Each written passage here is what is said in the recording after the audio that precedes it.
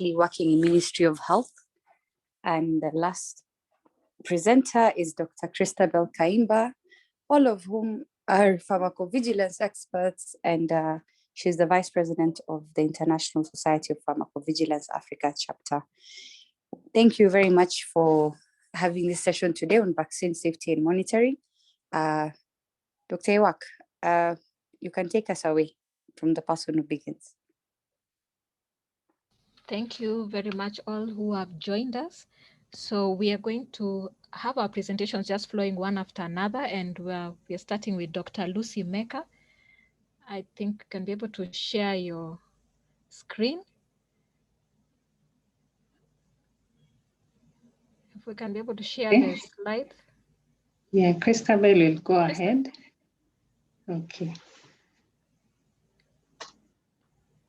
Christabel, please share the slides. Yes, I'm doing that.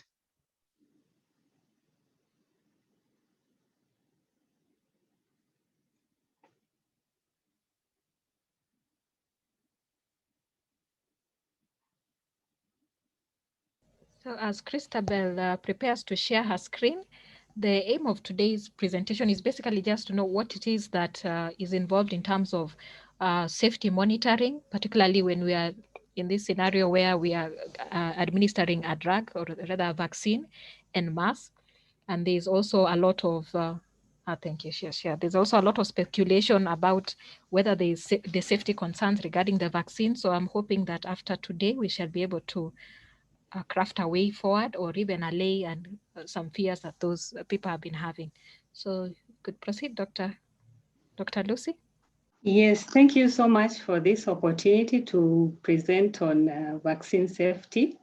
And so as you see, that is the outline of our presentation. We are going to talk about pharmacovigilance, and particularly vaccine pharmacovigilance, and also to look at particularly AEFI monitoring for COVID vaccination. Thank you. So how do we define vaccine pharmacovigilance? I'm sure many of us have seen this definition. We've had a lot of talk on drug pharmacovigilance, and we know it is the science of activities relating to detection, assessment, understanding, and prevention of adverse events or any other drug-related problem. And we know that PV is important because of issues to do with population diversity.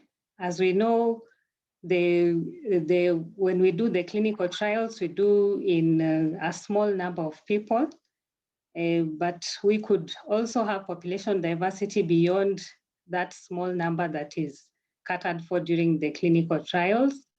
Also, there are other issues, for example, drug interactions, and also ADR reporting for other special medicines like traditional and herbal medicines. Proceed. So particularly for vaccine pharmacovigilance, it is related to drug pharmacovigilance, but there is something more special about vaccine pharmacovigilance. We still talk about detection. It is the science and activities relating to detection, assessment, understanding, and communication of adverse events following immunization and other vaccine or immunization-related issues, and to the prevention of untoward effects of the vaccine or vaccination. So we can see that here we are also emphasizing on communication. We really need to, when we come to vaccine pharmacovigilance, there is an emphasis that is placed on communication and also on prevention of the untoward effects, as we'll see as we go on.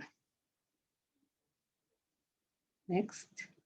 So we'll define what is an adverse event following immunization. So an adverse event following immunization is any untoward medical occurrence which follows immunization.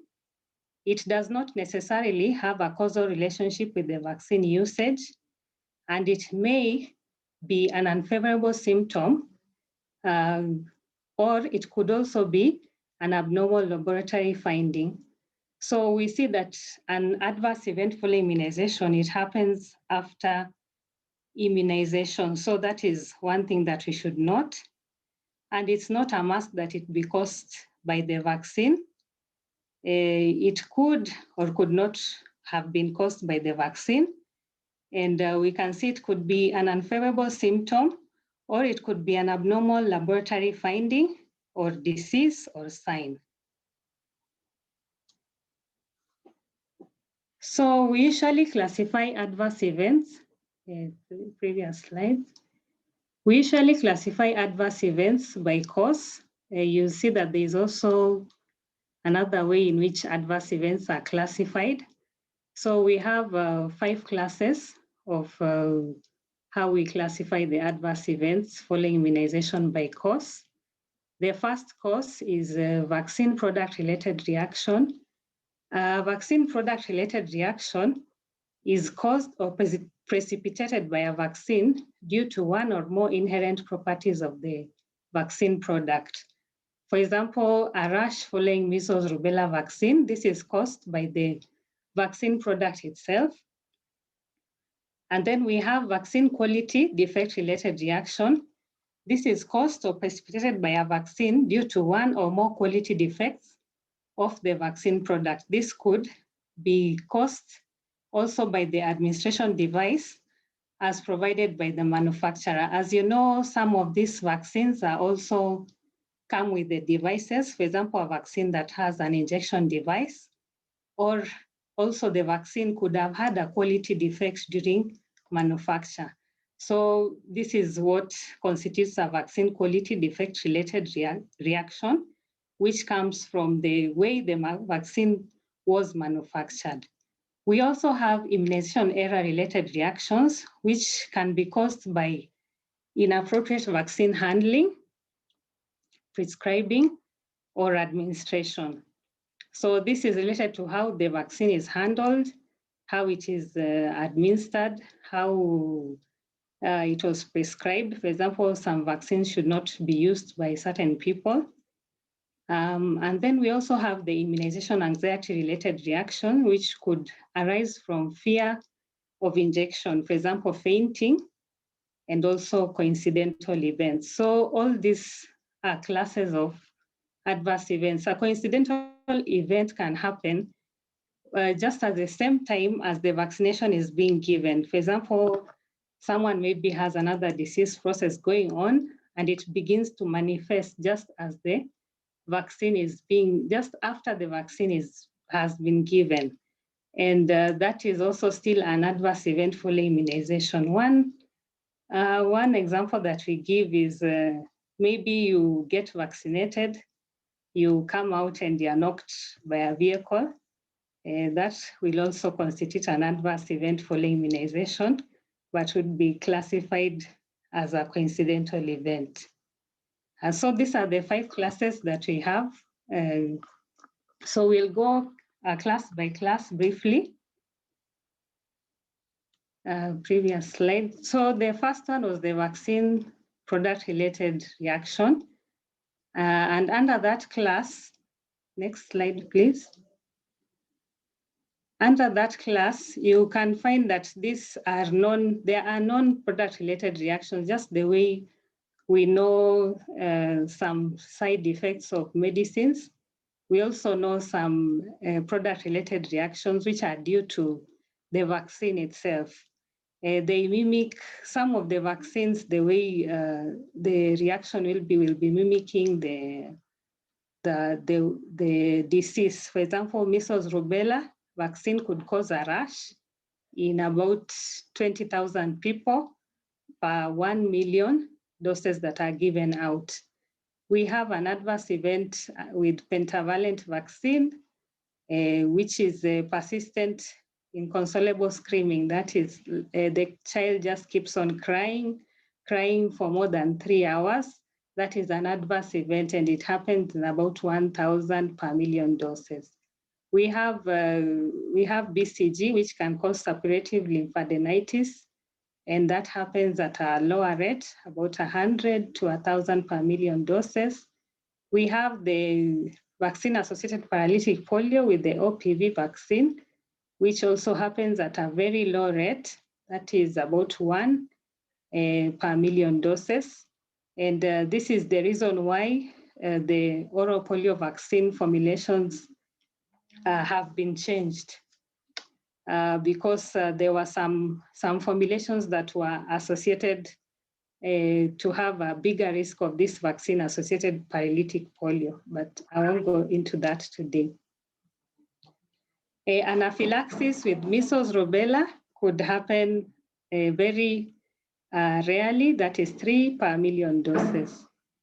So these are the known related vaccine product-related reactions. And even for COVID vaccine, you'll be taken through the ones that are known from the clinical trial. Next slide. So these product-related reactions, they can happen even if the vaccine has been prepared well, even if it has been administered correctly, and also other vaccine components like adjuvants and preservatives, stabilizers, they can cause these reactions. We have other examples: pain, fever, irritability, swelling. These are all because of the way the vaccine product relates, the way it elicits that immune response. It leads to some of these reactions. And we have the serious ones. We'll be able to also classify the adverse events as serious and non-serious. So we can have anaphylaxis, febrile seizures, as we've seen before. Next. So we have the immunization error-related reactions, which is another class. This can occur due to human error. So the previous class we saw, you didn't have to, it can occur even with when the vaccine has been well handled. But for this one, they are preventable. So they can happen due to the actions of the person who is administering, or even the person who prescribed. So we have reconstitution errors, for example, use of incorrect diluent, or a diluent, the diluent was mistakenly substituted with a drug vial. We've had such instances where vaccines have been kept near anesthetic medicines, and the anesthetic medicine looked very similar to the reconstituting diluent for the vaccine, and they were mixed, and that error led to fatalities, or we've also seen oxytocin. So that is where you find the policies to separate vaccines as much as possible from other medicines. Even insulin has been used as a vaccine before someone thought it was a vaccine. Then also contamination, touching the needle or the rubber cup. One vaccine like measles is very sensitive to this contamination. It doesn't have a preservative, so if something gets onto that cup and gets into the measles vial, it creates a very good substrate for that organism, and it can grow, and you end up having issues like toxic shock syndrome. Issues of administration errors, where you need to do intradermal vaccination and you find it has become subcutaneous, or it was subcutaneous and it became intramuscular, or it was intramuscular and it became subcutaneous. It can lead to issues, local site reactions. So as we say, they can cause severe reactions. They are preventable. Next.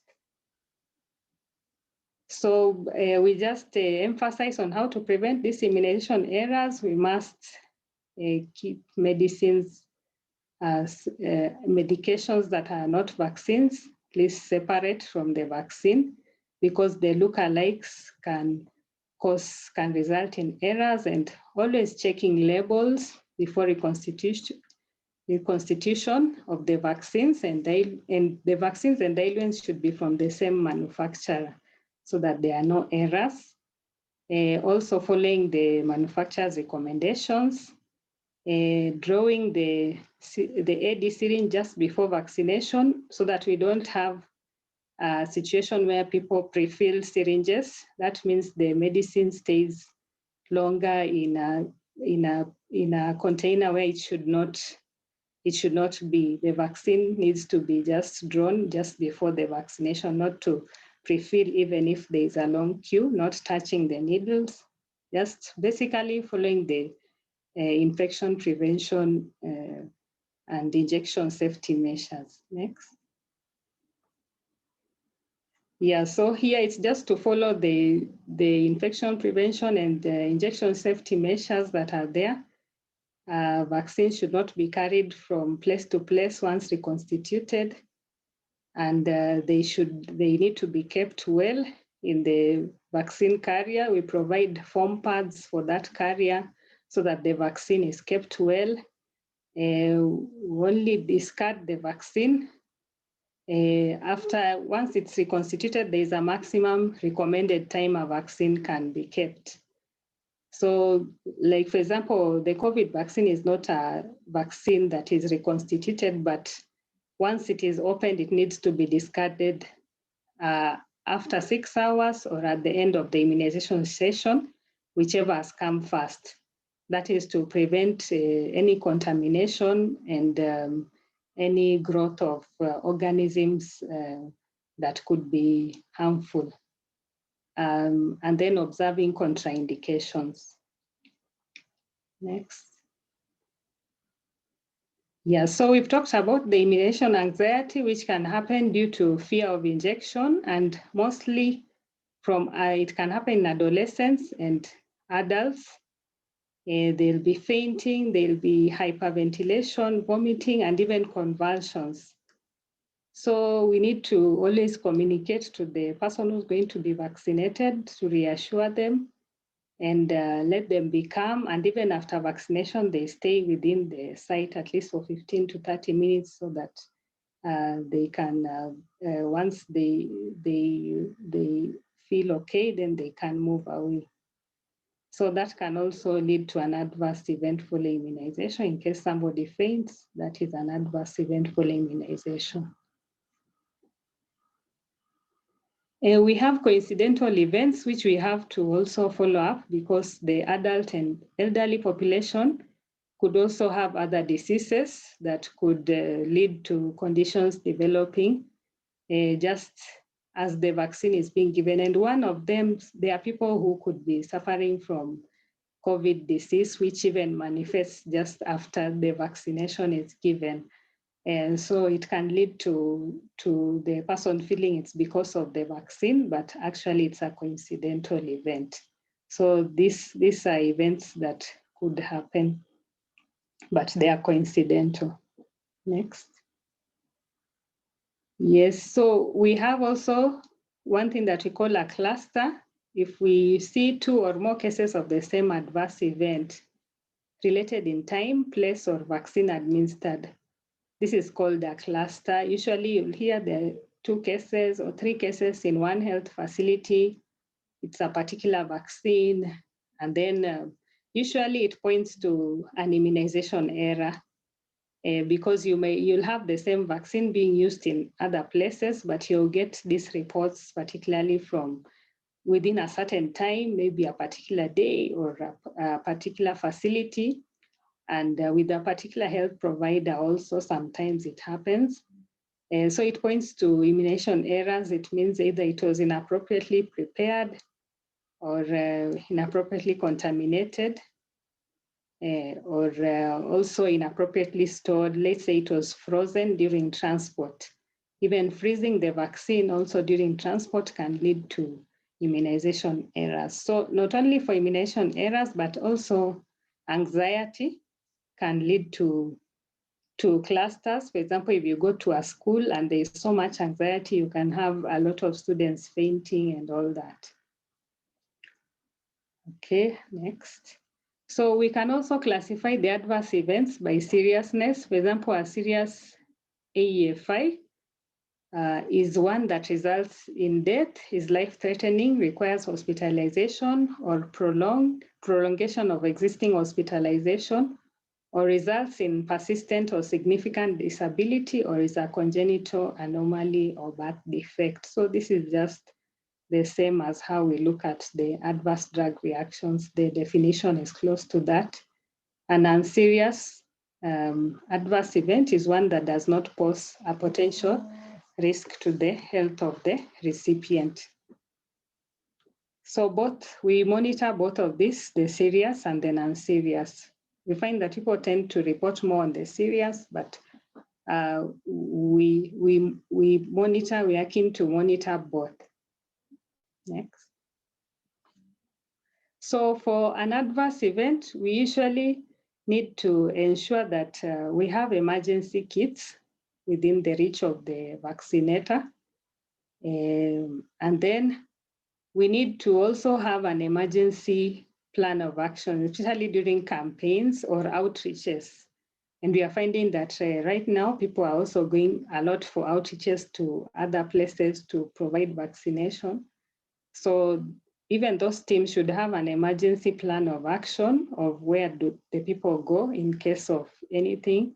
And they need to ensure they have an emergency kit with them always, at least having adrenaline and 2 syringes and needles and a designated facility where they can receive the serious AEFIs and the forms, the AEFI forms also.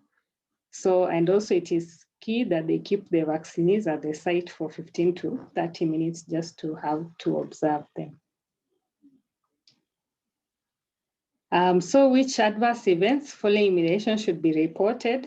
We have to report all the adverse events following immunization that are of concern to the vaccinee or to the health worker. So either they are, if the vaccinee comes back and tells you that this vaccine, after I got this vaccine, I got this, I felt this, that needs to be reported because it's of concern to the vaccinee. And also as the health worker, if you are concerned about a certain adverse event, even if the vaccinee doesn't know, you need to report it. The following must be reported: serious AEFIs, signals and events associated with a newly introduced vaccines, any AEFIs that could have been caused by an error, immunization error, significant events that are of an unexplained cause occurring within 30 days after vaccination, events that are causing community or parental concerns, and then also anything swelling of the injection sites if it lasts for more than 3 days or swelling extends beyond the nearest joint. So all this must be reported, but the first to report is those that are concerned to the vaccinee or the health worker.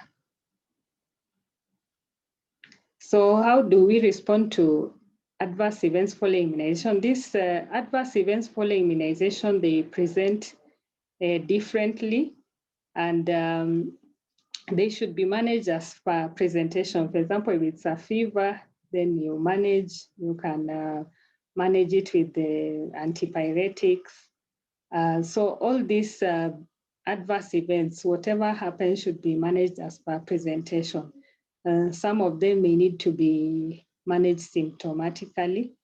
And then the issue of communication, we have to reassure the caregivers as treatment is being given, so that they know that something is being done.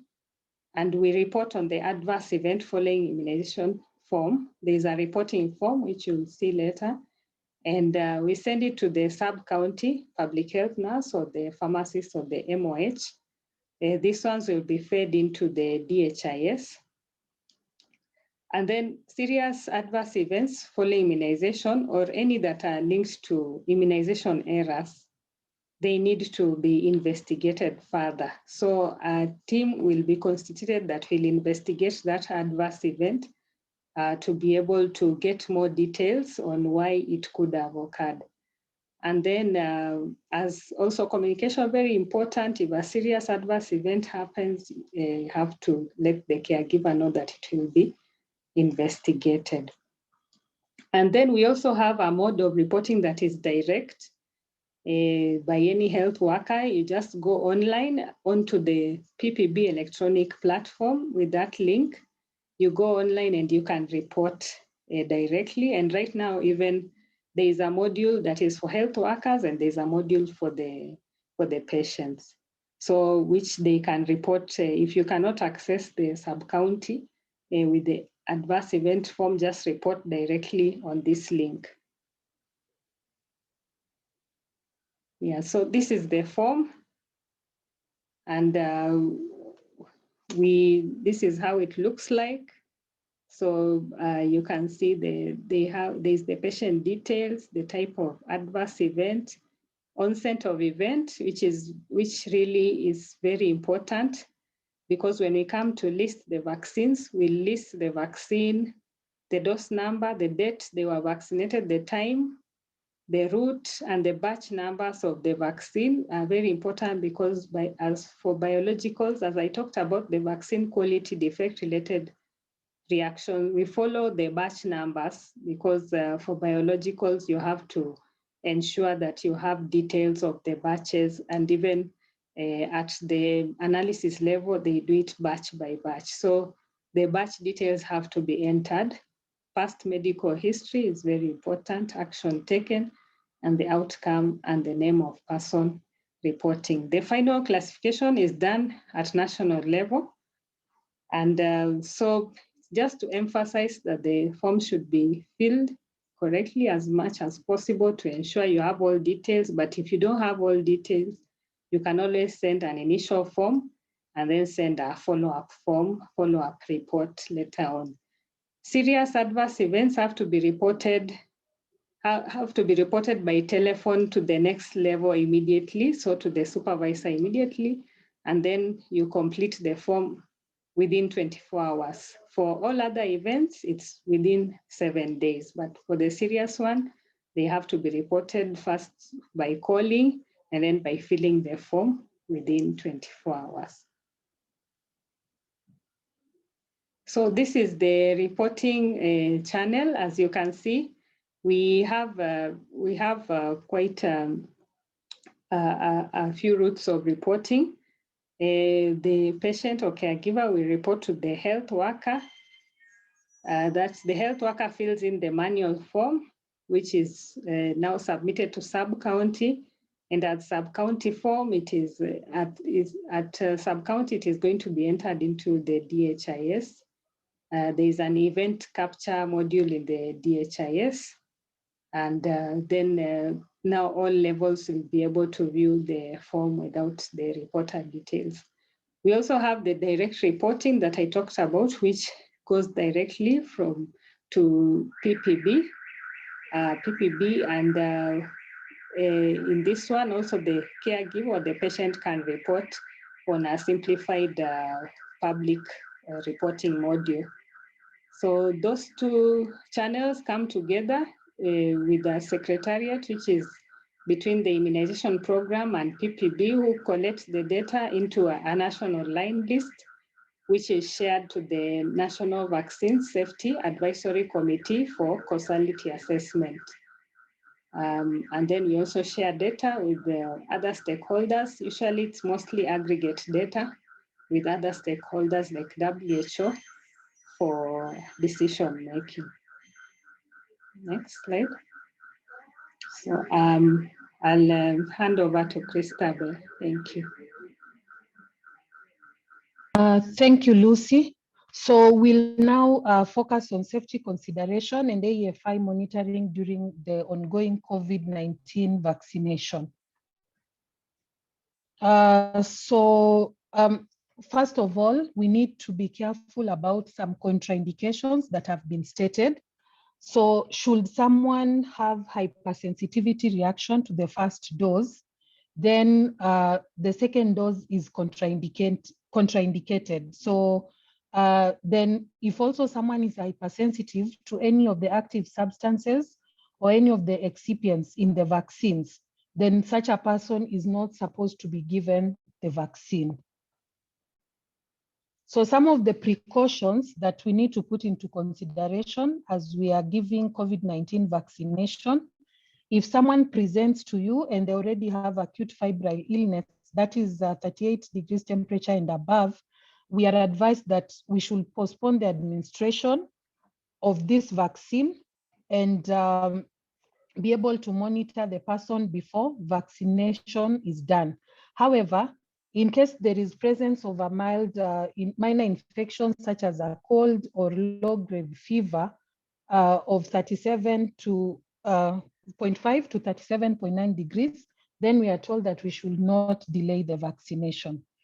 And then someone who has acute PCR confirmed COVID-19, we are again advised that we should not we should not vaccinate them until they have recovered from the illness and they continue criteria of they should be able to continue following the isolation criteria that have been laid down by the ministry. That's when they can be vaccinated. But one thing to point out, you realize that people are actually not being tested before COVID vaccine is administered. It is not one of the criteria or the guidelines currently, the vaccination. And so there is a possibility that someone might be asymptomatic, and as Lucy mentioned, that maybe they already have COVID-19 infection going on without knowing. And when they get the vaccine, then they develop an AEFI. So we are also told that people with bleeding disorders should not, we should also handle them with precautions. And then anyone who has severe illness that warrants admission should also is also one of the precautions of administering COVID-19 vaccination. And pregnancy should only be considered. So like pregnant mothers should only be considered for vaccination when the potential benefits outweigh any potential risk for the mother and the fetus. So how can we prevent immunization errors related to immunization error related AEFI when we are giving COVID-19 vaccine? So this is basically just an emphasis on what Lucy had mentioned. But we are reminded that we should always make sure we check the labels of these vaccines and diluents before reconstitution. But to note, COVID-19 actually is not being reconstituted before administration. Always follow manufacturer's recommendation. So you draw the auto-disposable syringe just before vaccination. Contact the supervisor for clarification whenever in doubt.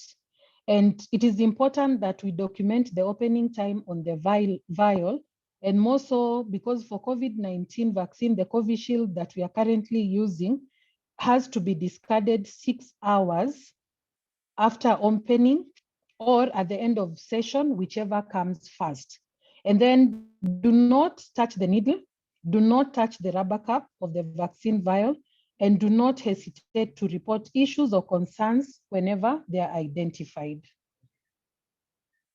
So some of the AstraZeneca frequently reported or adverse events that were noted during clinical trial.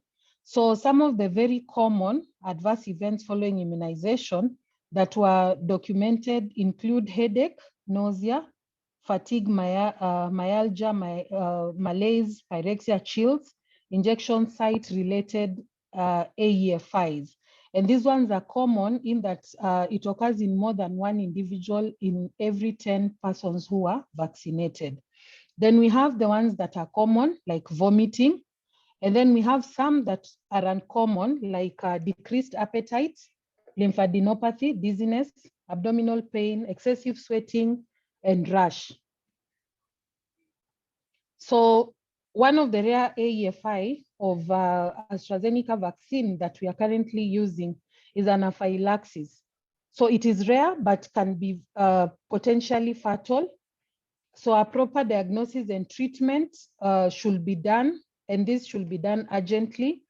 And then possible diagnosis when someone experiences sudden loss of consciousness, which occurs between 5 to 10 minutes after immunization, apart from just the normal fainting that Lucy had alluded to earlier.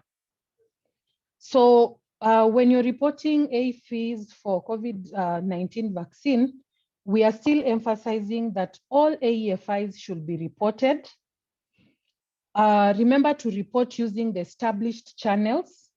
AEFI forms are available at immunization facility. However, we are insisting and encouraging that for COVID-19 vaccine, online reporting portal should be used, because remember, these vaccines have been given emergency use authorization, and we need to get as much data as we can. And should there anything arise that is of concern, it should be able to come to the attention of PPB and National Immunization Vaccines Program, so that adequate action is appropriate and adequate action is taken immediately. So when you're reporting on the online form, on the online platform of Pharmacy and Poisons Board, so when you click on the platform, you will be able to see, this is how,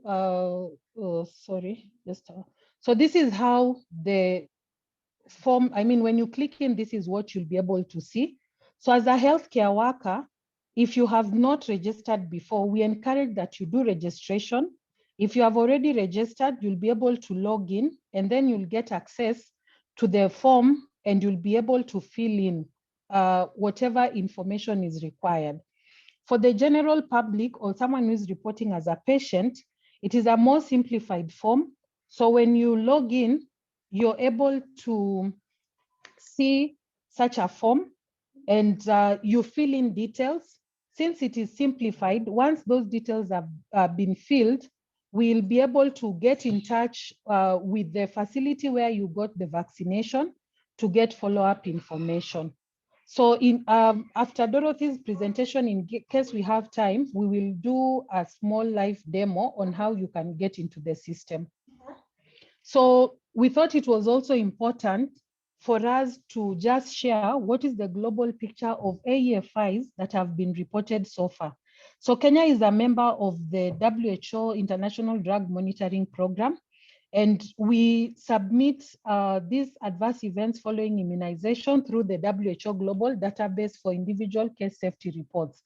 So this is just showing some of the countries that have so far been able to submit reports onto the global database from the time the vaccination started. So the data I'm sharing is between December to February. And at this time, Kenya had not yet started vaccinating. So when you look at the colors, so it's just showing us the vaccine, the AEFI reported according to the different vaccines from different manufacturers. So as you see, what we are currently using is a AstraZeneca vaccine, which is the one that is appearing in green. And then we have Pfizer, we have Moderna, and these are others where maybe someone did not indicate exactly what vaccine they were using. So in terms of distribution of AEFIs under age and sex, so this is the global picture. As you can see, in terms of vaccination, again, as you can see, more female are reporting as compared to men, and we also have those who are unknown. And then also looking at age, you realize most of the people who are the vaccine AEFIs that are reported, you can see the age groups. Then we also have adverse events of special interest, and these ones have also been reported. So when you look at, this is the summary of all the reports, but again, you can look at some of the AESIs that have been reported according to AstraZeneca vaccines. So some of the serious reports, like currently here, we see it was AstraZeneca, then we have serious reports. Out of the fatal reports, by the time this data was being done, there was only 1% of fatal reports with the AstraZeneca vaccine compared to, so you can look at the comparison with the other vaccines. But one thing I would want also to say, these reports are basically what is in what has actually been reported to the global database. So there is a possibility that some reports have not been sent there, and this might not be exactly what is happening on the ground. So in terms of the top reported AEFI, according to the MEDRA, so MEDRA is the regulatory terminology for review of adverse events. And so we have what we call preferred terminology. And as you can see, headache has been reported as a leading adverse event following immunization. We have pyrexia, we have fatigue, chills, myalgia, And also we have pain in the extremities. So this is just as a snapshot what is reported globally. So we'll also look at what about in our scenario, in the Kenyan scenario. So I know AEFIs are being reported, and chances are we've not really been able to receive all the reports at PPB because of the different reporting channel, but at the end of the day, all the reports will be able to come. So just as a snapshot, out of the reports that we've gone through, the complete ones, and we've been able to just do a brief descriptive analysis. So as you can see, the age of vaccination has been indicated as from between 18 to over 40 years. And you can see the AEFIs in terms of age. We also have some who have not been able to indicate the age.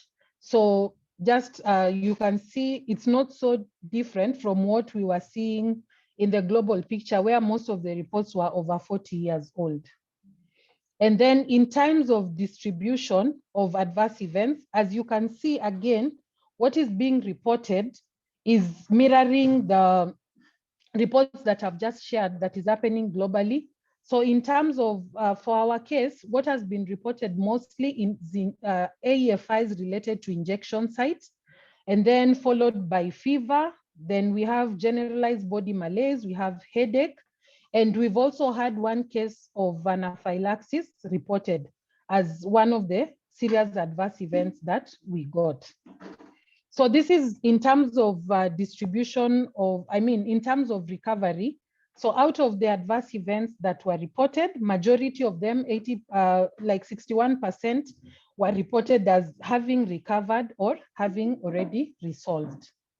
So in terms of counties, again, you can see out of the reports we've received, so we have Nairobi County contributing to most of the reports that we've received, and we have Bungoma County contributing to one. So it's important that we report so that we are able to see what is happening across the different counties in the country. So why is it important that we report? Because when you report, you provide vital information for monitoring vaccine safety. It enhances the confidence to the immunization program.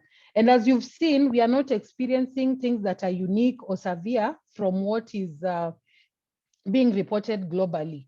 And then it will enhance availability of local data, as most of the data we have is from a global perspective. And then newer vaccines that apply to our setting include things like Ebola and malaria vaccine. So it's important that we report so that we have our own data in place. So again, it's important that when we report, we are able to have early detection and risks to be able to correct actions. For example, immunization errors, increase in frequency of unexpected reaction. Like we've got out of the reports that we've had, the 137, we've received 4 areas that were noted as serious, and it was still out of the commons that I have shown, and action has already been taken. We've been in touch with the vaccines program, and the AEFI logisticians have been brought to their attention, and the reporters have been contacted, and some follow-up is already going on, so that we do AEFI investigation, and then we will submit our findings to the National Advisory Committee so that they're able to guide us. What other measures should we put in place?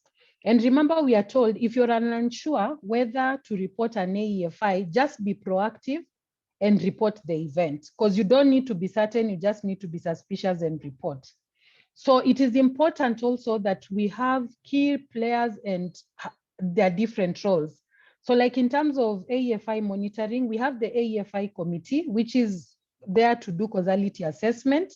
We have the caregiver and the health worker who should suspect and then be able to notify and report the AEFIs.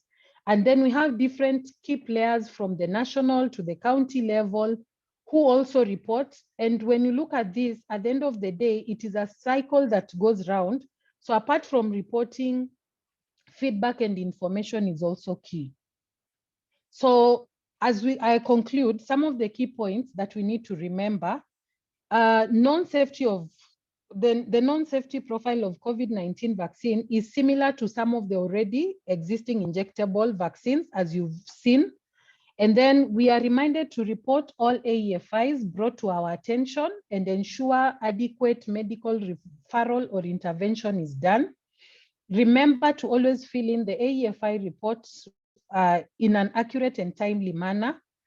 And this is a new vaccine, meaning it is essential for whoever is vaccinating or whoever is given the vaccine to notify the concerned authorities over any concern, so that we are able to provide support and also give information and feedback at a timely manner. So, and in pharmacovigilance, we have this slogan that we always say, you don't need to be certain, but you just need to be suspicious and report all suspected adverse events. So I'll hand over to Dorothea Yuak, who will share with us briefly the experience they've had in Kenyatta in terms of reporting. So I'll stop sharing, then she'll share her screen as we continue. Thank you. Thank you very much, Lucy from Division of Vaccines and Immunization, and Christabel from the Pharmacy and Poisons Board. I'm just going to just briefly highlight. Can I try and share? Yeah. Yes, let me just, I had a problem with the laser. Yes, now you can continue. Okay. And to believe, I'm just going to just briefly highlight what it is that we are having in KNH in terms of reports. Now, and I'll just say that we submit our reports to the Pharmacy and Poisons Board system so that our data is collated together. So to start off in the stage of AEFI notification, so what are we doing as a hospital? We have developed a simple Google form to try and be able to encourage reporting, self-reporting, because we know that if we make the patients or the clients sit down at the facility to fill the long detailed form, chances are we'll not collect data. So what we've decided to be able to take care of notification, at least to encourage reporting, we have this link that we share in the various work forums. And we have also engaged our telephone services, our unit of telephone services, to help to send us messages to those who get vaccinated. And this captures now information of basically what were the vaccine-related effects that were encountered. And then a follow-up call is done by the KNH Pharmacovigilance team to just get more data to complete the form that we eventually submit to the Pharmacy and Poisons Board, and also share the same information with the Division of Vaccines and Immunization. Okay. So in terms of how many reports have we seen through this self-reporting mechanism, out of the 4912 vaccines that have already, people who have been vaccinated in the institution, we have received 257 responses. So if we think in terms of a whole, we just taken a bite-size chunk in terms of how many people are reporting that they have a side effect. Either we don't know whether it is because there is that inertia to report, or that we actually have just about 5% of people encountering side effects. And what are these side effects? They are basically what it is that the product information for the AstraZeneca vaccine indicates. What I've highlighted here is that we have seen a few reports, just two reports, which have mentioned some side effects that have not been reported, or maybe they probably were very rare events that were noted during the clinical trial. So, but we highlight them, and the same will be investigated to see, is this really a vaccine-related event or is it coincidental? So what I want to encourage is that when it comes to deciding whether or not you are going to go for the vaccination, I'd want to encourage that it's up to you to really choose what mode of protection you're going to use. I'm going to make my presentation very short and to encourage you, get vaccinated. And in case you have an event, we would like you to be able to share through either directly through to the Pharmacy and Poisons Board portal, or you can even use the simple tool that we have as a hospital. I'd want to stop sharing there.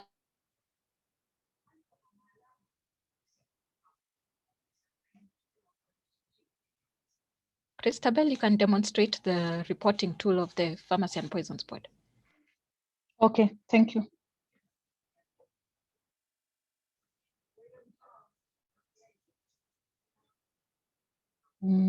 Just a second. Okay.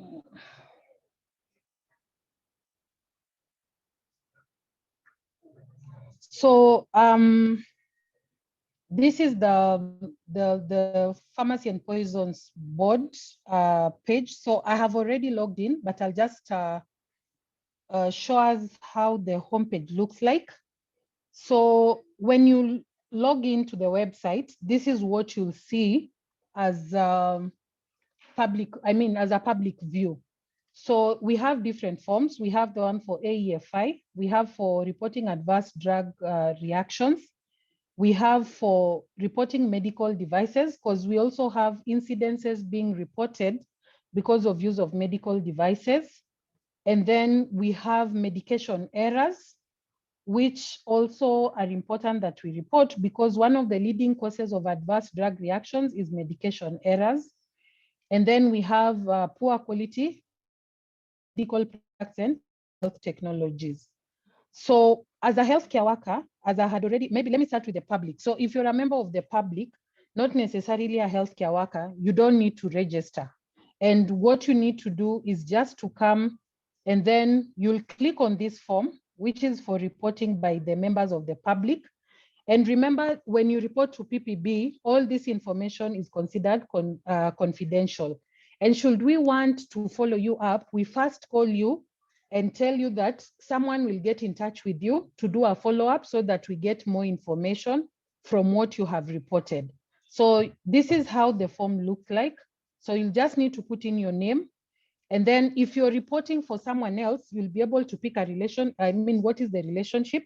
If yourself, is it a parent, is it a guardian, or if it's other, then you can specify what it is. And then you need to put the details of the person you're reporting to, because this is important. And we are saying name or initial. You can choose to put the name, but we are okay with you putting the initials, because there are those who don't mind putting the name, but there are those who are very specific and you can put your initials. And then the date of birth, you also put there. If you don't know, you can just say the age group. Is it a neonate? Is it an infant? Or is it an adult? And then you select if you want to report an adverse drug reaction. And then you have this so that it makes it easier for them to pick. If it's a poor quality product, this is what will happen. It tells you what it is. So then it gives you details of the medicine that caused the reaction or the poor quality. And then you're able to fill in detail. The most important is if you remember the name. If you don't remember, where did you get the drug? So if we are able to get those information, we'll be able to follow up with where you got it and then be able to follow up.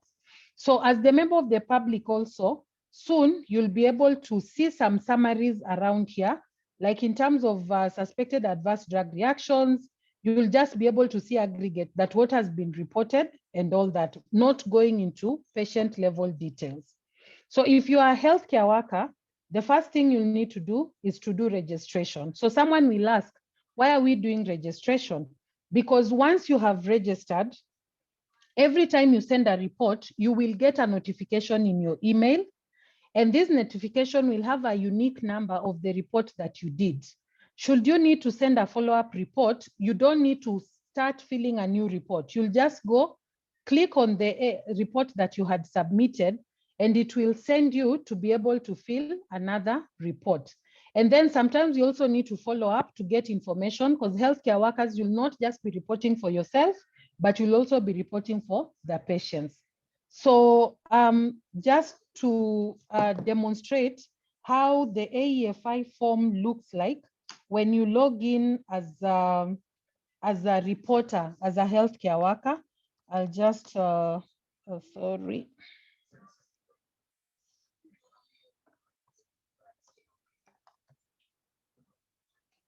So when you log in as a healthcare worker who is already registered, this is what you'll be able to see.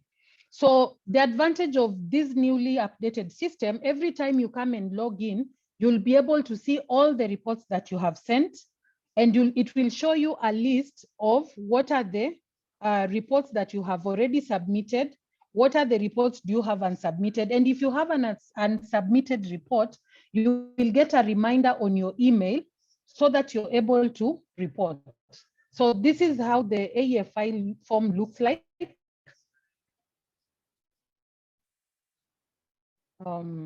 Sorry, I think there's a lag in the internet.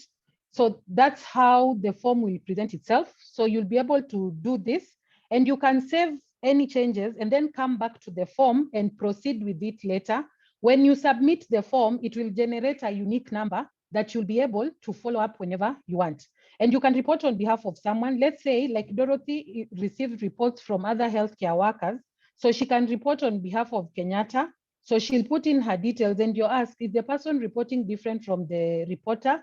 So if you say yes, you'll give the details, and then both of you will be able to get a copy of the report once it's submitted. So because of time, I'll stop there, but we are planning to have other sessions where we'll be able to demonstrate the system to healthcare workers so that they're able to understand the entire system, how it works. Thank you.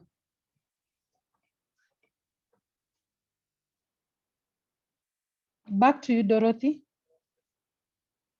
Thank you very much. I'll hand over the session to Dr. Amina to take us through the Q&A. Thank you. Thank you very much. That's a very enlightening presentation.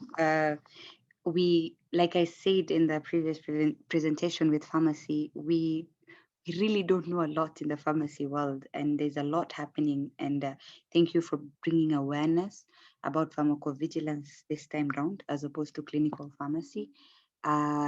We appreciate the enthusiasm your team is having on looking out for the adverse effect. Dr. Iwak in specific, we have a pharmacovigilance team on site for the COVID vaccine, and it's the first time I'm encountering it, and we appreciate the work. On the question and answer, there's some questions. The one that caught my eye the most is, should we report all symptoms irrespective of severity experienced by vaccine recipients from all health facilities? Any of the panelists? Yeah, I can take that, yes. And more so considering that COVID-19 vaccine is a new vaccine and we don't really have much data around it, it is important that we report. And then remember, the data that we have is not from our population. So we will need to find out what is the prevalence of these events within our setup.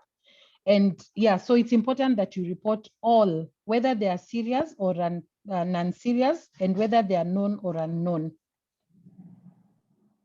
So this is in specific to COVID-19 because we don't have a lot of data revolving around it.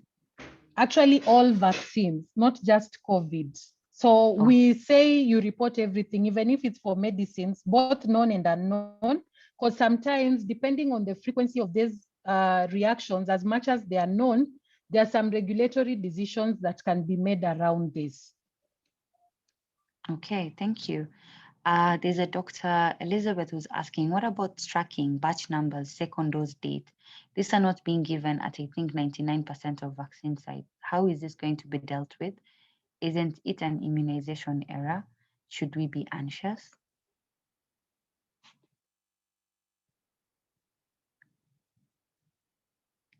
Okay. Lucy, can you take that? Thank you. Weirdly, I wanted to pick on her too. Yes. Okay, so at the immunization sites, once they fill in your details into the system, then you get an SMS saying this is the batch number that they've used, and this is your return date at a certain facility. So I know there's been some delays in some getting that text because of delay in the system. However, we are working to ensure that everyone has been uploaded in the system. I know they could have put some people, maybe they are still pending before entering the system. So we are targeting to ensure that everyone is uploaded on the system so that they get those messages. And also on the system, we're able to see who has been given which batch. And when we report the adverse events, we also report per batch, what batch they got. So that is how we are able to track. So those who haven't gotten their SMSs, they are being uploaded. hope in the next few days that you're going to get it. Yeah. Thank you. And a common thing that majority of the people should know, if you have blocked promotional messages, this is a message from the IT department. If you have blocked promotional messages, you're not going to get any message because it's a promotional message. Okay. Yeah. So another question, does alcohol have any effect with COVID-19 vaccine? If yes, how long shall one stay away from alcohol? It's another common question which a lot of people have been asking. Any of the panelists? Christabel? As I mentioned, currently we don't have much data around this, but with most medication, alcohol is usually contraindicated. So it's just good to be safe than sorry.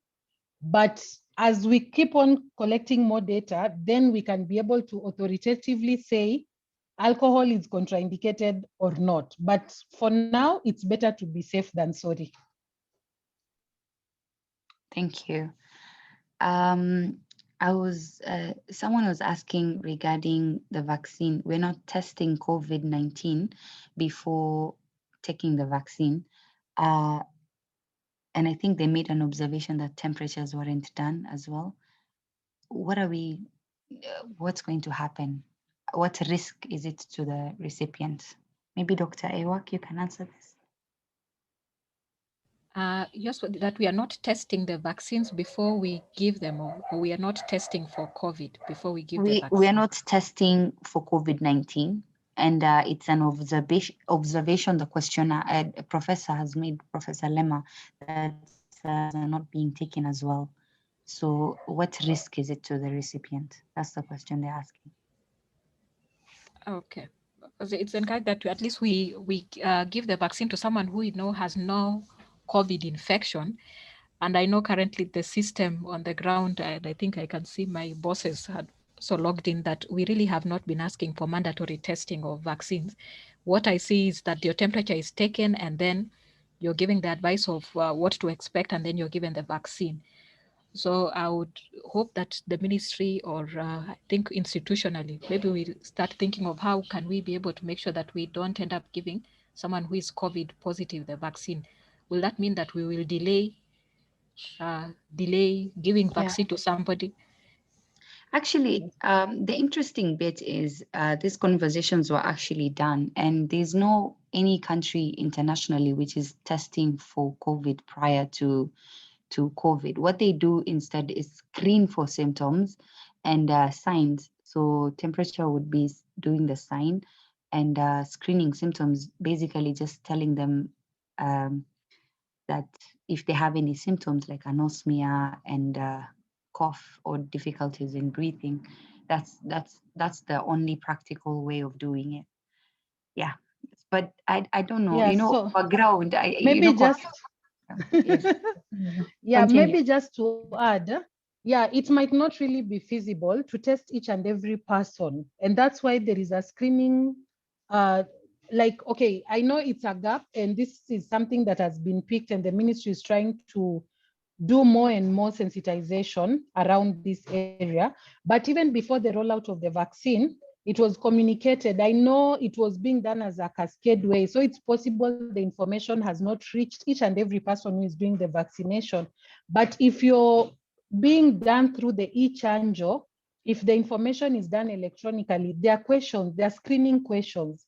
And temperature is supposed to be taken, because this is something we are doing even as we walk into the supermarkets, as we walk into different facilities. So ideally at the health facility, this should be something that is being done before someone is vaccinated. But as Dr. Mina, you're saying, qua ground, things might be different. And that's why we are still passing out this information. So, and sometimes, since currently most of the people are still being vaccinated, there is no harm in just maybe finding out if the person who is vaccinating, am I supposed to, is there anything else I need to do? But this is something that has been picked by the ministry, and I'm sure these gaps are going to be mitigated, more so when the vaccines start going out to the general population, who might not really know what is supposed to be done to them before the vaccines are.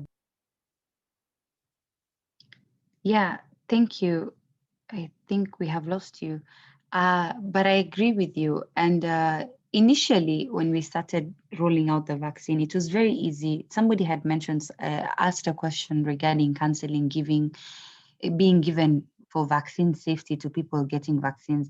It was quite easy to actually give people talks and counseling prior to getting the vaccine, to actually get an informed consent, as opposed to somebody just rushing and wanting to get the vaccine. But when you have a lot of numbers, the best you can do is just general announcements every 15 or 30 minutes, and hopefully everybody will get it. And those few minutes you have with the nurse when they're injecting you. But what are your thoughts regarding counseling? Is it, I know it's standard, but considering the large crowds, what's the best approach to dealing with that? Maybe Dr. Lucy can take. Sorry, Dr. Christabel, I saw you were interested in answering that. Okay, I can answer, but Lucy can also add in. I think there is the self-registration that is supposed to be rolled out. I'm not so sure if it has already been rolled out. And this basically could be one way where we can mitigate this. So when people are enrolling, maybe you can look at how many people have enrolled, and maybe they've been given a time between maybe 10 and 11. So as a facility, you can plan around that and maybe do a general, the way in MCH, the way it's usually done, where you tell people, yeah, we'll vaccinate at 9 a.m., between 9 and 10 a.m., and all of you need to be in the facility by 9:15. So you do a general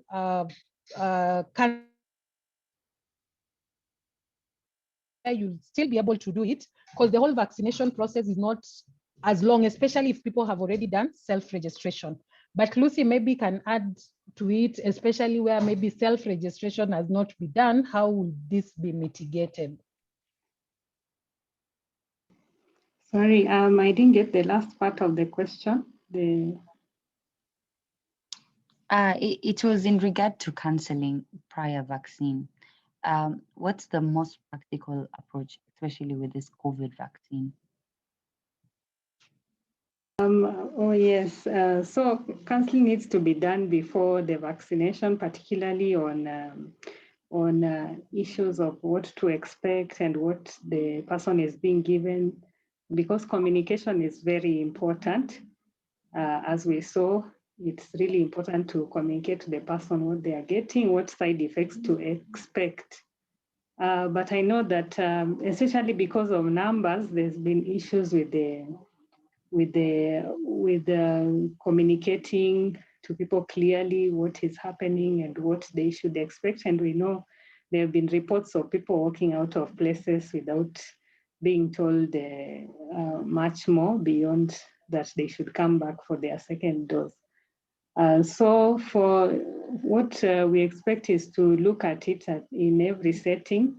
For example, in some places, I know they are giving patient education before people go into the jab. They have maybe someone outside the room who's giving the patient education. And also what you've mentioned about the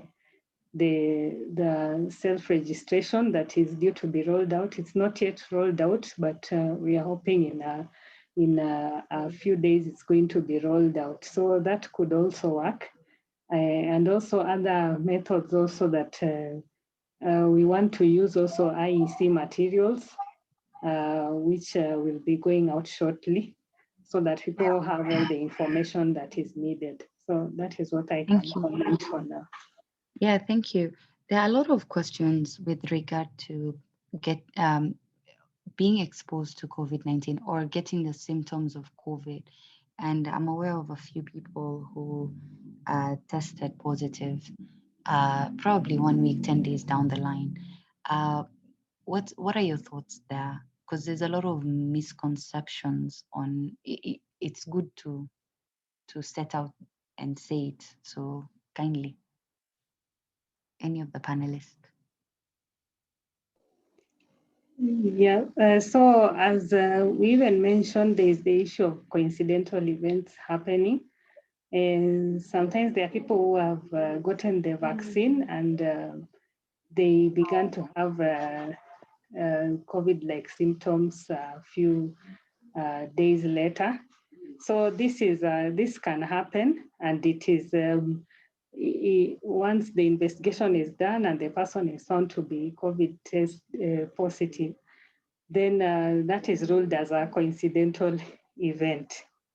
I think the other question that is coming up a lot is what happens to their vaccine. And so we are not repeating the dose in case the person tested positive, maybe very close to the time of vaccination. It's not being reported, and they'll receive their second dose as per the schedule. So that is what is happening currently. But as you know, we still have new information coming in all the time. So you will still keep updating the policy in case of anything.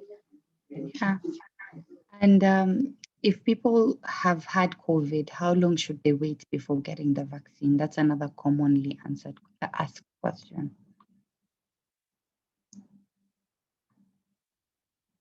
Dr. Ewak? Okay, I was going to answer to a different question, but I think the guidance is that we wait 2 weeks after the end of the infection, but I believe Dr. Maritim can be able to clarify that. But it's something you had asked about how we can be able to do counseling effectively. Because a lot of information travels through social media. And most of the time what we find is being pumped in social media is now how you will get blood clots when you have the vaccine. Probably that's an avenue that we could explore instead, that we push messages of what we would want people to know in a counseling session through the social media, and even for those facilities which have like the TVs at the waiting area, that we keep running a few of those messages. And Yes. I think the body is also going to try and look at engaging the media so that they are not just looking at how health workers are not taking up the vaccine, but they are just also mentioning this is what you expect. This if you have COVID infection, that it's good you wait for 2 weeks or so before you come for the vaccine, so that we use the mass media to help us do the counseling. Because if you come, for those who have gone to the vaccine centers, you find you have to do it as a big batch, and sometimes people are in a hurry, they are even anxious, they're not really listening to the message. So it'd be good to use those forums, estate forums, to be able to just pass on information on what to expect in terms of with relation to COVID vaccine, the vaccine, and also how to go about reporting and seeking care if you suffer any side effects. Thank you. Another commonly asked question is breastfeeding and pregnant women. Some are of the opinion that we should just give them because getting COVID is even worse, and they're actually getting COVID at the moment. And they just wanted to know that what are your thoughts around it? Dr. Lucy? Sorry, I'm picking on you. Yes, so for breastfeeding and the pregnant women, for breastfeeding, we've not really mentioned this as a contraindication or a precaution. There is not a lot of data on what happens to the after a breastfeeding mother is given the vaccine, but theoretically, it's not known to cause harm. But for pregnant, what we mentioned is that we should not, we should only give when the benefit outweighs the risk. So it is to look at it from individual by individual. And last week, I remember Dr. Mary Beth also tackled the question, and she talked about looking at the risk, the trimester, where when the person has come for the vaccine, and what is their risk.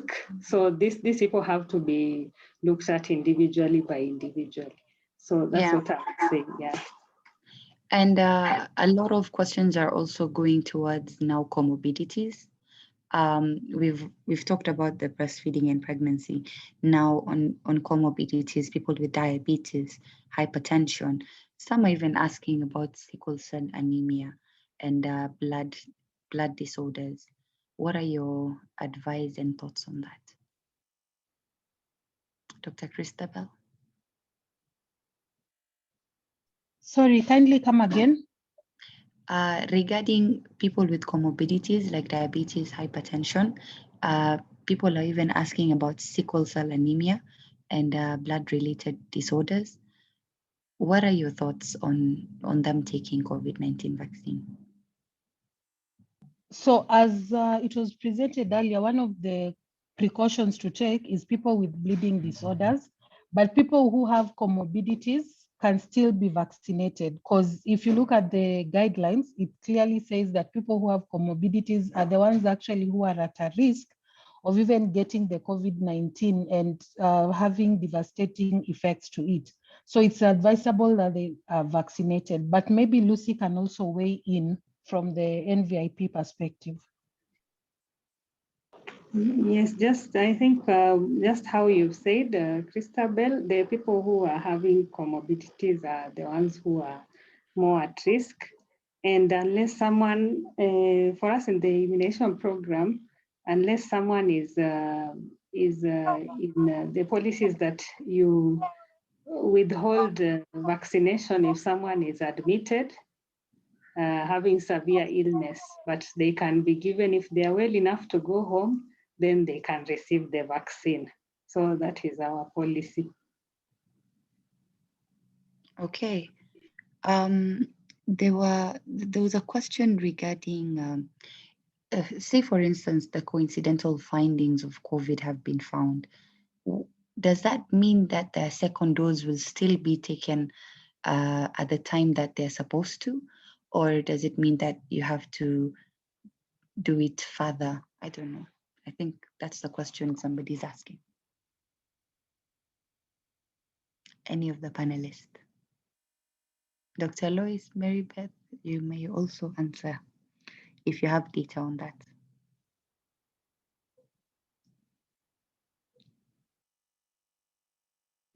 So I can attempt to answer that. Remember, when we're talking about coincidental, it's at the point when you have done, so this starts from the point someone has an adverse event following immunization, which they have reported, and it has been considered serious. So you've done some investigations. And then now at that point when you've done the investigations, that's when the causality assessment is done, and which now classifies it as coincidental. So in coincidental, we are looking at an event that has not been shown, and from existing data, to not be causally related with the vaccination. So if it's proved to be coincidental, then the person can go ahead and receive their subsequent dose.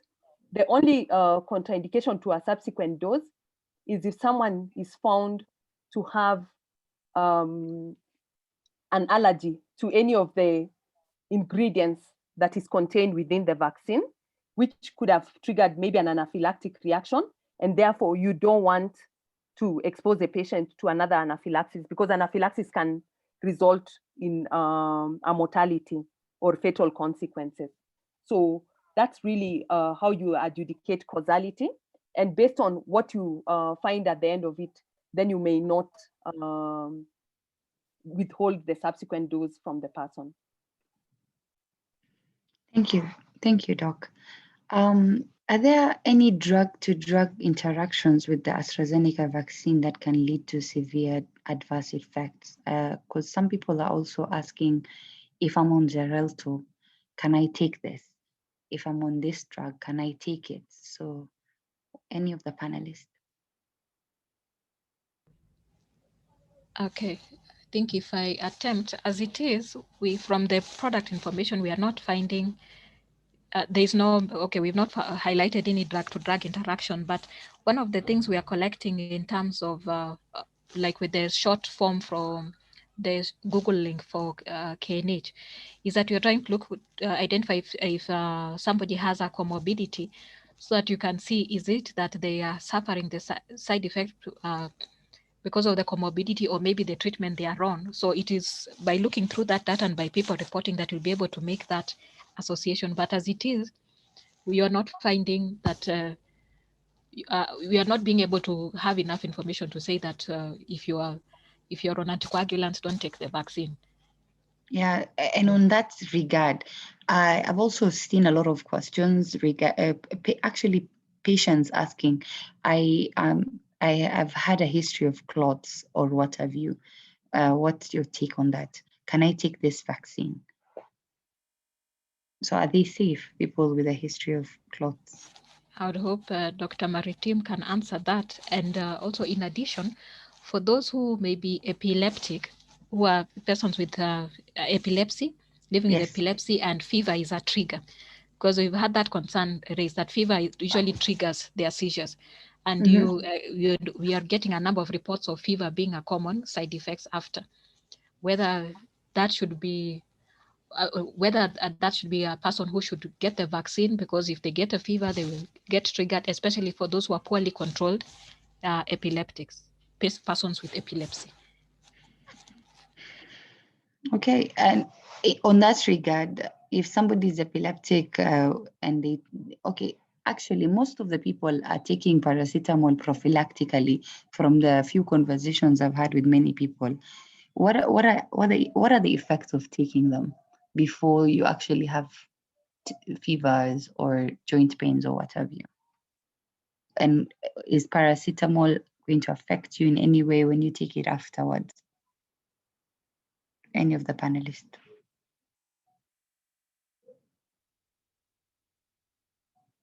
Dr. Christabel? Lucy is answering that. Okay. Okay. Yes. So for fever, what is recommended is that they can use paracetamol or antipyretics once if they have the fever. The only thing is use of prophylactic antibiotics that if you look at the evidence around, it is not very clear, because for other vaccines, prophylactic use of antibiotics has been discouraged. So for this one also, we would also recommend that someone uses the antibiotics if they have those symptoms like headache after vaccination or fever. They can use the antibiotics afterwards. Thank you. Thank you, because I've seen a lot of people saying they're taking prophylactic medications, and it's good we have an open discussion on that. What are the longest symptoms we are seeing, observing? There were about 29%, Dr. Ewak, I think, if I remember correctly, that were unresolved. By what day they were unresolved, and which symptoms seem to have lingered longer from the study? As I see Professor Duarte's hand is up, but most people are reporting general malaise persisting.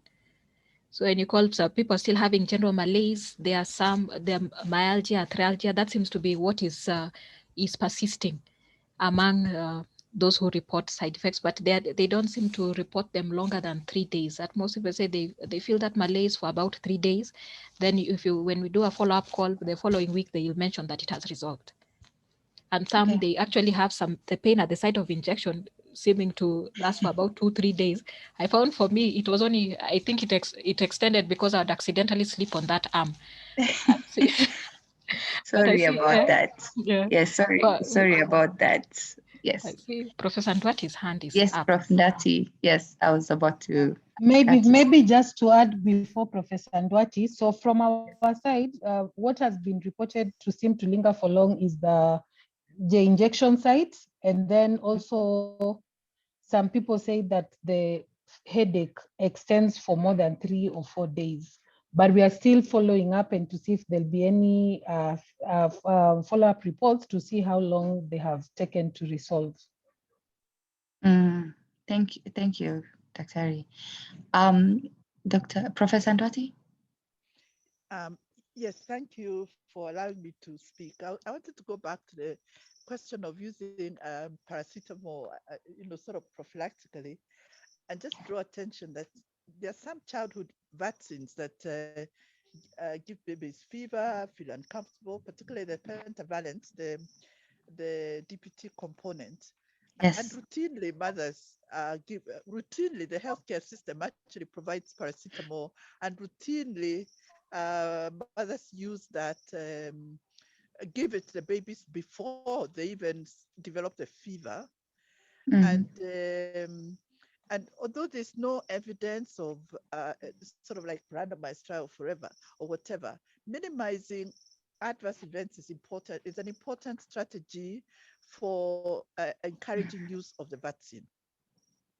The temperatures with this COVID vaccine sometimes go as high as 38 degrees centigrade, which is pretty high and pretty uncomfortable, and even the headache. So as long as it's no adverse event in around use of the paracetamol before the vaccine, or before or after the vaccine, and before you start having headache or fever, I would not belabor that. I would say if that's what's going to help us people feel comfortable and take up the vaccine, that's a good thing. Now, the other point I would want to say that maybe we need to be able to investigate is that in other viral vaccines, like for example, measles is the one we know a lot about in pediatric practice. If you are exposed to measles, we recommend that you get immunized immediately. And by being immunized, you actually attenuate the severity of illness of that measles infection. And I think it's worth, as we gain experience with this COVID vaccine, to collect the data around those individuals who you immunize and then they are diagnosed with COVID soon after. And actually maybe case control study that looks at the severity of their illness and see whether does it attenuate the severity of illness. This will help us see, just additional ways of using this vaccine. Thank you. And as I close, I say it's been an excellent presentation from this team of pharmacists. Thank you very, very much. Thank you. In fact, Professor, since you mentioned pediatric age group, I found it very interesting that crying for 3 hours is a side effect. I have never known that. It's a new information.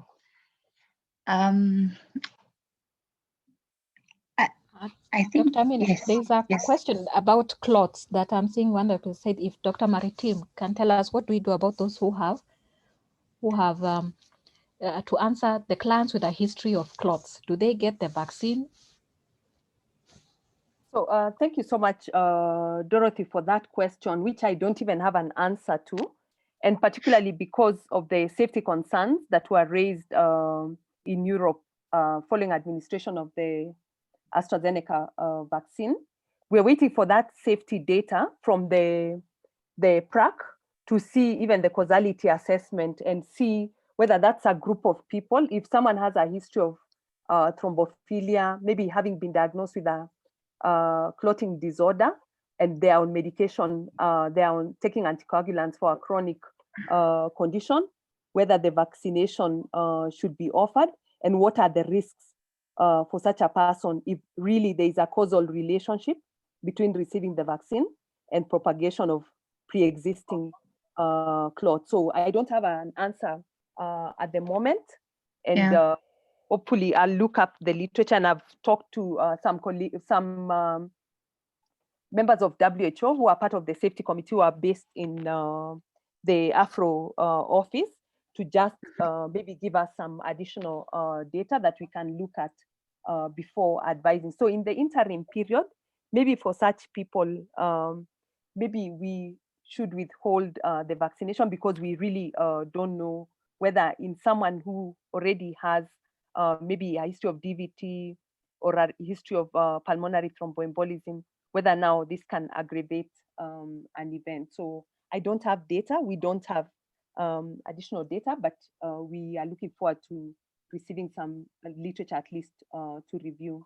I wanted to speak to something else which had been asked earlier, and I wasn't able to respond at that time. And this was about when to defer the vaccination in someone who has already recovered from COVID-19, and the fact that we are not testing people. So when you're looking at our deployment plan, we have data from clinical trials, which was phase 3 data. And what we are doing now, we are deploying in the real world situation. So in the clinical trials, people who are vaccinated were tested, and people who already had COVID were not included in the clinical trials. But in the real world, that would really delay the deployment of the vaccine in a pandemic setting.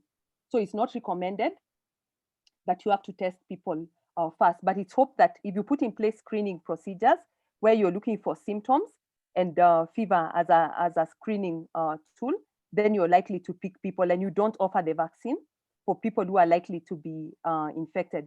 But one of the things we have to realize, a lot of people who might be infected with SARS-CoV-2 may still be asymptomatic, and they go on to develop their symptoms shortly after vaccination. So we should not be surprised that people received the vaccine and went on to develop COVID because they had already been exposed, and the vaccine do not work in a short term. You don't develop the antibodies overnight. It takes a few days to weeks to develop the antibodies. And that's why even receiving the vaccine may not alter the course of an ongoing infection. So we are not really surprised in a real world setting when some people are vaccinated and go on to receive the COVID. And that's why for all of us, we need to continue the precautions, even as we receive the vaccines before the first dose, after receiving the first dose, and even after receiving the second dose. We still need to continue our public health measures until we know a lot more about the durability of the antibodies. So the question is, how long do we defer vaccination in someone who has been confirmed to have COVID-19? So the training material talks of 10 days, but I came across some literature from the European data from Ireland about how long they recommend for people to delay their vaccination. And they recommend a period of 4 weeks to delay vaccination if you've been diagnosed with a positive PCR test for COVID-19. And really, this makes a lot of sense, the 4 weeks, because we are looking at your infection being potentially a priming for your immune system, and then your vaccination then would therefore act as a booster. And when you look at even from the clinical trials, the interval was between the two doses was 21 or 28 days. I keep on confusing between the mRNA vaccine, but I think for AstraZeneca it's 28 days.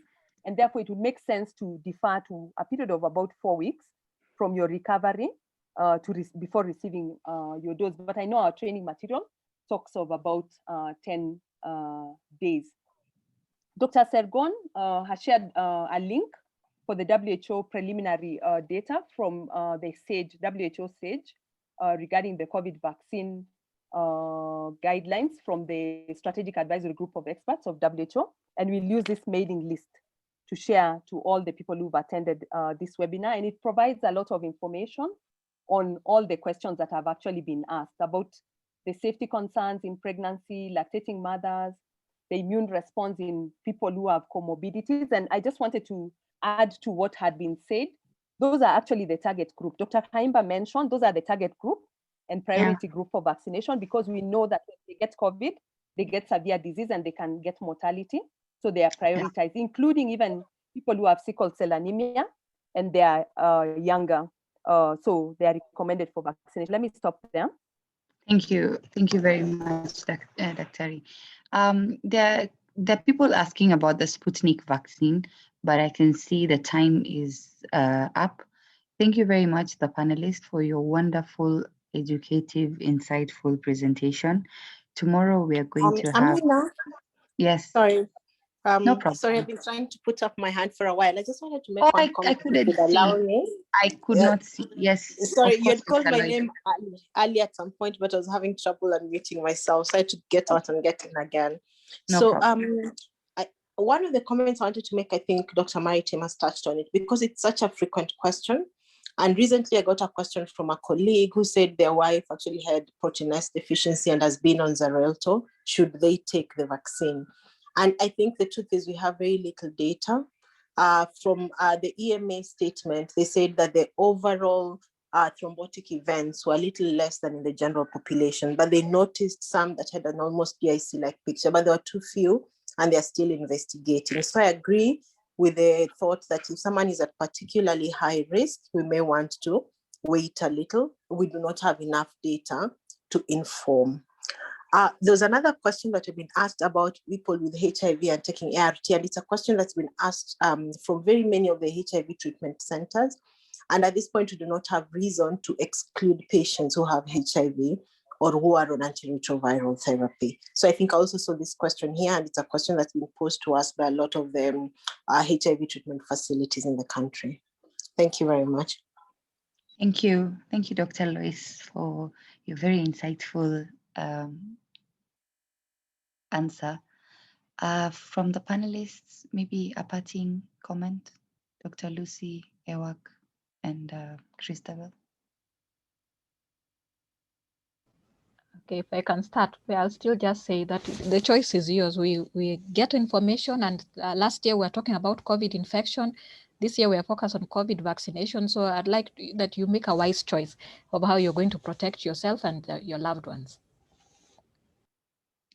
Dr. Lucy. Yes. Okay, thank you so much for this opportunity. It has been really wonderful I can see the numbers, we were close to 1,000, so we have really reached a good number of people. And as Dorothy has said, let us, as health workers, let us go for the vaccines. There's a lot of demand, even from the other cadres. And as you know, today, it has been opened for those above 58. So let us make sure that we have gone for the vaccines. Well, thank you very much. Thank you. Dr. Christabel. Yeah, just to allay fears, because I've seen some people scared of the vaccination of the adverse events. Remember, our bodies react differently. So just because someone develops severe headaches or fever, it doesn't mean you might experience the same. But above all, let us be able to document whatever AEFIs we come across or whatever is communicated to us, because it will help us just be able to manage and monitor people better as we open up the vaccination to the general public. Thank you. Thank you very much. I think this session was very educative, and it has put a lot of fears that people had regarding the vaccine concerning adverse effects to rest. As for hesitancy, I have observed that a lot of the uptake has actually increased a lot. We are having a lot of requests from healthcare workers, security teachers, and all other cadres. And I think people were asking about if we are open to public. I believe I'm not in the position to answer that. However, at least all the 58-year-olds now are included in the batch. Thank you very much for listening in. Tomorrow, I believe Dr. Lois will be having the session tomorrow at 10, right? Yes. Okay, maybe you can tell the people what the topic is about, at least so that they can be eager to join in as usual. Thank you very much, Amina. So tomorrow we will have the usual webinar on experiences with managing COVID-19. We haven't heard from the counties for a while, so some of the counties that are having very high numbers will get to present to us and tell us some of the experiences and what is going on. We'll also talk about case management, and there'll be some cases presented from the facilities as well. And we'll also be answering, we always get a lot of questions around vaccines. Some may still come tomorrow. A lot of questions around case management, questions around ivermectin, which are even so posted on this forum. So yes, those are some of the things we'll be talking about tomorrow. Thank you very much. Have a good night, everybody. Thank you for joining in. Thank you. Thank you and good night. Good night.